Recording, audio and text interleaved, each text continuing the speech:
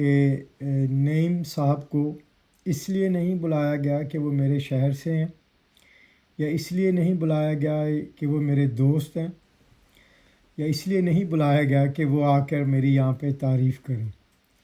صرف اس لیے بلایا گیا ہے، نعیم صاحب اس بات کی گواہی دیں گے، ہمارا کمیونٹی کا گروپ ہے وہاں پہ میں نے یہ جواب بھی دیا ہے کہ میں نے اپنے شہر میں کبھی بھی تنظیم سازی نہیں کی۔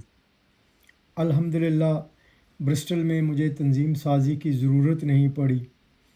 ہم نے برسٹل میں 30,000 لوگوں کو بھی نکالا ہے فلسطین کے لیے، نعیم صاحب اس بات کے گواہ ہیں۔ بالکل کووڈ-19 میں ہم نے 900 سے زیادہ فیملیز کو کھانا فراہم کیا، اس وقت جب موت آنکھوں میں آنکھیں ڈال کر ہمارا مقابلہ کرتی تھی۔ اور برسٹل سے ہی اٹھ کر ہم نے برطانیہ اور یورپ کی تاریخ کا سب سے بڑا مظاہرہ کیا برما کے لیے، جس میں 40,000 لوگ تھے۔ صرف ان کو دعوت اس لیے دی گئی کہ اللہ تعالیٰ کہ وہ پسندیدہ شخصیت ہیں، یہ بڑی خوش نصیبی ہوتی ہے، اللہ تعالیٰ آپ کو منتخب کرتے ہیں۔ اللہ نے ان کو ہنر دیا، ماشاءاللہ یہ ٹک ٹاک پر ہزاروں لاکھوں لوگ ان کو فالو کرتے ہیں، یہ لوگوں کی اصلاح کرتے ہیں، لوگوں کو بہتری کی طرف لے کر آتے ہیں۔ تو آج کا مقصد نہ ہی ان کے ذریعے اپنی تعریف کروانا تھا، نہ ہی ان کے ذریعے اپنی باتوں کو تصدیق کروانا تھا۔ اصل مقصد ان کو بلانا یہ تھا کہ اللہ تعالیٰ جس کو عزت دے ہمیں بھی اس کو عزت دینی چاہیے۔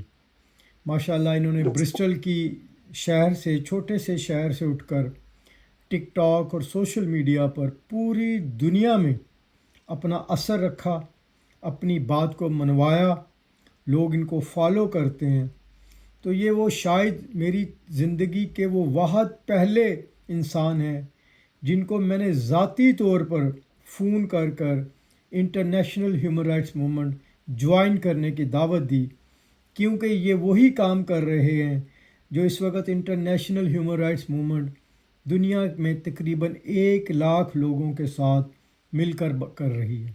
وہ کام کیا ہے؟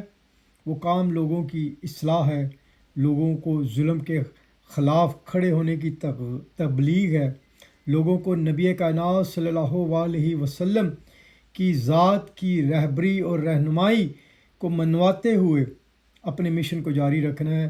میں نعیم ملک صاحب کا شکریہ ادا کرتا ہوں کہ وہ آج آئے ہیں بطور مبصر، بطور آبزرور ہماری اس زوم کانفرنس کا حصہ بنے، اور میں پوری سیالکوٹ اور انٹرنیشنل ہیومن رائٹس موومنٹ کی تنظیم کی طرف سے اور پاکستان کی طرف سے آپ جیسے باصلاحیت رہنما اور نوجوان کو پھر دعوت فکر دیتا ہوں کہ اللہ تعالیٰ نے آپ کو جو ہنر دیا ہے، اللہ تعالیٰ نے آپ کی شخصیت میں جو کشش رکھی ہے، آپ اس کو ایک بہتر راستے کے لیے پہلے ہی استعمال کر رہے ہیں، لیکن اگر آپ اس کو انٹرنیشنل ہیومن رائٹس موومنٹ کے پلیٹ فارم پر استعمال کریں گے تو یقین کیجئے گا نہ صرف یہ ہماری خوش قسمتی ہوگی، بلکہ یہ آپ کی روز آخرت میں کامیابی اور دنیا میں کامیابی کا ذریعہ بنے گا۔ میں چاہوں گا کہ آپ اس تقریر میں مزید بیٹھے رہیں۔ آج ہم اپنے سیالکوٹ کے لوگوں کی بات سنتے ہیں، اور میں آپ کو آئندہ بھی دعوت دیتا ہوں۔ انٹرنیشنل ہیومن رائٹ موومنٹ اس وقت پاکستان میں 2024 اور 2028 کے لیے تنظیم سازی کر رہی ہے، جس کا ٹارگٹ 2024 کے اینڈ تک اپنے 50,000 ممبران کو مکمل کرنا ہے، اس وقت جن کی تعداد تقریباً 40,000 سے زیادہ تجاوز کر چکی ہے۔ اور ہم نے پچھلے 3 مہینوں میں بہاولپور سے شروع ہو کر اٹک، مردان، چبی، بلوچستان ہب کے شہروں سے ہوتے ہوئے 36 میٹنگز کا انعقاد کیا ہے، اور تقریباً نئے 4,000 ممبران کو شامل کیا ہے۔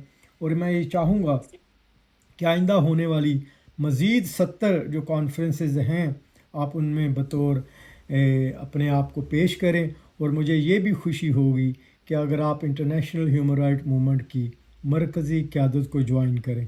تو ہم باقی سلسلے کے لیے جاتے ہیں طیب مرزا صاحب کی طرف کہ وہ سیالکوٹ کی تنظیم سازی کے حوالے سے اپنی گفتگو جاری رکھیں اور تنظیم کا سلسلہ شروع کرتے ہیں۔ میں نعیم ملک صاحب کا پھر شکریہ ادا کرتا ہوں کہ اللہ تعالیٰ ان کی زبان میں، ان کے عمل میں اسی طرح خیر و برکت ڈالے۔ جزاک اللہ خیر نعیم ملک صاحب۔